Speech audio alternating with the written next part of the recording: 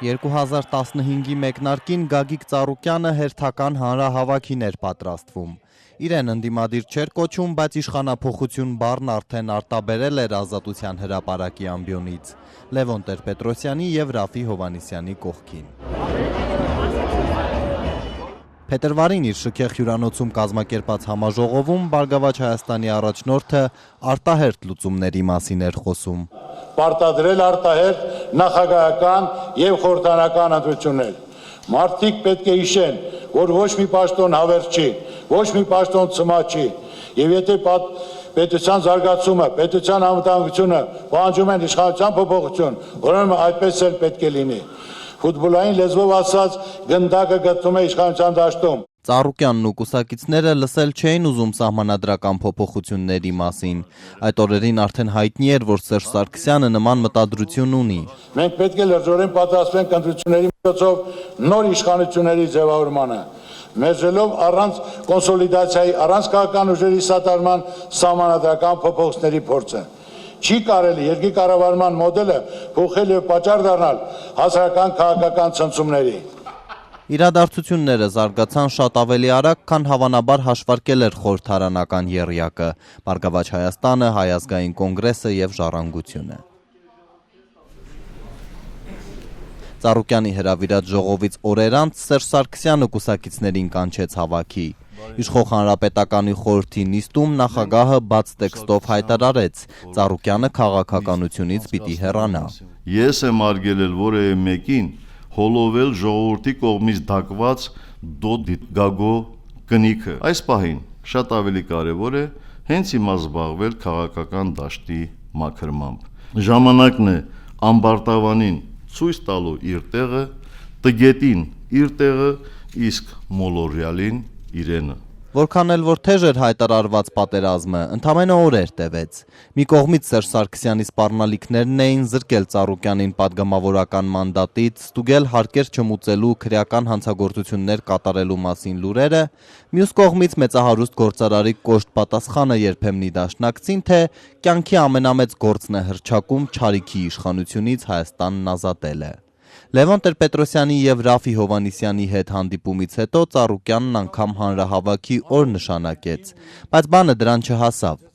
Սերժ Սարգսյանի հետ գիշերային հանդիպումը Ռուսաստանից ժամանած միլիարդատեր Սամվել Կարապետյանի նախաձեռնությամբ Ծառուկյանի համար փակեց քաղաքականության էջը։ Նա հրաժարվեց փողոցային պայքարից, խզեց կապերն ընդդիմադիր գործընկերների հետ, թողնելով կուսակցապետի պաշտոնը։ Ես չէի կարողանա ներել ինձ, եթե թափեր անգամ մեկ անմեղ մարդու արյուն, սա այն սահմանն է, որն իմ ուժերից վեր է։ Ինձ ընդունեք այնպիսին, ինչպիսին ես կամ։ Եռյակը փլուզվեց, Նաիրա Զոհրաբյանի գլխավորությամբ Բարգավաճ Հայաստանն այլևս հրաժարվեց պայքարել հանուն իշխանափոխության։ Հայ ազգային կոնգրեսն ու Ժառանգությունը ստիպված էին ուղիներ փնտրել շարժմանը նոր թափ հաղորդելու համար։ Վերջ ռեժիմին, ոչ արտագաղթին, վերջ ռեժիմին։ Այս ընթացքում ձեռնունայն չէր նստել Ժիրայր Սեֆիլյանը։ 100-ամյակն առանց ռեժիմի կարգախոսով Շուշիի առանձնակի գումարտակի հրամանատարը պատրաստվում էր ապրիլի 24-ից շուրջօրյա նստացույց սկսել Սերժ Սարգսյանի պաշտոնանկության նպատակով։ Եվ ոչ ոք թող չկասկածի, որ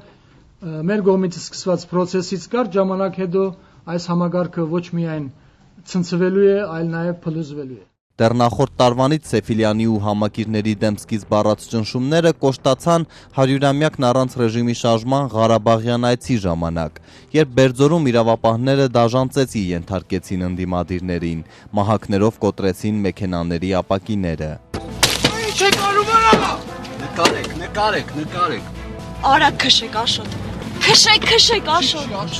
Ինձ հարվածելուց հետո մասսայական հարձակում ա սկսվել բոլորի վրա դարբեր կողմերից, բլուրներից են իջել, ծորերից են բարձրացել, լուրջ օպերացիա է։ Ուրեմն նարկոտիկի ազդեցության տակ, ալկոհոլի ազդեցության տակ ես ուղղակի փուրմունքը 2 մետրից արել եմ։ Իրենք նույնիսկ կոնտրոլից դուրս էին, քարերը վերցնում էին եւ շպրտում էին մեքենաների վրա։ Իսկ արդեն ապրիլյան ցույցից առաջ Սեֆիլյանն ու 4 ընկերները հայտնվեցին ճաղերի հետևում, զանգվածային անկարգություններ նախապատրաստելու մեղադրանքով։ Դունը խուզարգեցին, իհարկե մենք զենք չունենք տանը։ Դունը թանակ կդան, Ժիրայրին զինվորական վեշերը գտան այն տարիների իր ուսաբարգը, իր գուրդը, չրամանը։ Ցեղասպանության 100-րդ տարելիցի միջոցառումներից հետո Սեֆիլյանն ազատ արձակվեց։ Իշխանափոխության ծրագրից սակայն չէր հրաժարվել ու խոստացած նստացույցը սկսեց տարեվերջին, արդեն Ռաֆի Հովհաննիսյանի հետ։ Նոր Հայաստան, այսպես անվանվեց ընդդիմադիր ճակատը, որը դեկտեմբերի 1-ից շուրջօրյա հանրահավաքներ սկսեց Ազատության հրապարակում, սահմանադրական հանրաքվեն կասեցնելու և Սերժ Սարգսյանին պաշտոնանկ անելու ծրագրով։ Մահ ռեժիմին! Մահ ռեժիմին!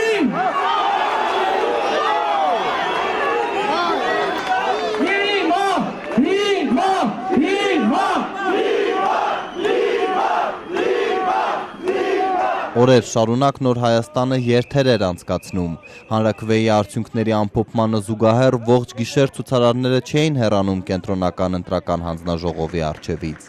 Ռաֆի Հովհաննիսյանն անգամ փորձեց ծաղիկներ դնել իշխող հանրապետական կուսակցության առջև, բայց ոստիկանական դիմադրության հանդիպեց։ Դուք կուսակցության ծառայողներ եք թե պետության։ Ոչ, մենք ժողովրդի ծառայող։ Հիմա մենք պիտի գնանք դեպի այդ շենքը եւ ծաղիկ զեկուցենք։ Նաեւ մենք պաշտպանում ենք բոլորի Հայաստանի Հանրապետության բոլորի շահերն ենք պաշտպանում, այդ թվում ձեր։ Սերժ Սարգսյանի պաշտոնանկության համար փողոցային պայքարը Ժիրայր Սեֆիլյանն ու Ռաֆի Հովհաննիսյանը կվերսկսեն արդեն այս տարի։ Մի քանի օրից հանրահավաք է նշանակված։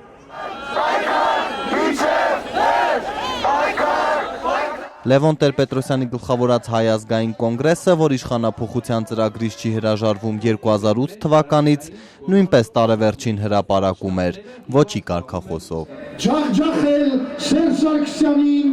ոչի քվեարկությամբ տեղամասերում, իսկ այնուհետև նաև հրապարակներում։ Սերժիկ հեռացի, Սերժիկ հեռացի։ Ոչի շարժմանը թափ հաղորդեց չեք անցկացնի նախաձեռնությունը։ Սահմանադրական փոփոխությունները որակելով Սերժ Սարգսյանի իշխանության վերարտադրության ծրագիր, երիտասարդները քարոզչական տեսահոլովակներ նկարեցին, մարզերում ու մայրաքաղաքում հանրահավաքներ անցկացրին։ Սերժ Սարգսյանը որոշել է, որ ինքը Հայաստանում պետք է կառավարի հավերժ։ Ուրեմն մենք ասում ենք ոչ սահմանադրական փոփոխություններին, մենք ասում ենք ոչ իշխանության վերարտադրությանը։ Ընդդիմադիր մեկ այլ գործիչ Նիկոլ Փաշինյանը 2015-ին վերջնականապես այրեց կամուրջները Տեր-Պետրոսյանի թիմի հետ։ Նա չմիացավ ոչի շարժմանը, ոչ էլ Նոր Հայաստանի հանրահավաքներին մասնակցեց։ Համակիրների հետ ստեղծելով քաղաքացիական պայմանագիր կուսակցությունը Փաշինյանը հայտարարեց, որ պատրաստվում է 2017 թվականի խորհրդարանական ընտրություններին, կազմավորելով ինստիտուցիոնալ ընդդիմություն։ Մենք կանենք այնքան, ինչքան կարողանանք անել։ Իշխանափոխություն խոստանալու ենք միայն մեկ անգամ։ Եվ մեզ համար, ինձ համար անձամբ չկա այդպիսի ճանապարհ, խոստանալ իշխանափոխություն, հետո բացատրել, թե ինչու տեղի չունեցավ։ Անկախ падգամավոր Էդմոն Մարուքյանն ու Բարգավաճ Հայաստանից հեռացած Տիգրան Ուրիխանյանը ևս կուսակցություններ նախաձեռնեցին։ Փոփոխությունները գալիս են Հայաստան։ Փոփոխությունները մենք ենք։ Փոփոխությունը երիտասարդությունն է։ Դարձիր պահանջածդ փոփոխությունը։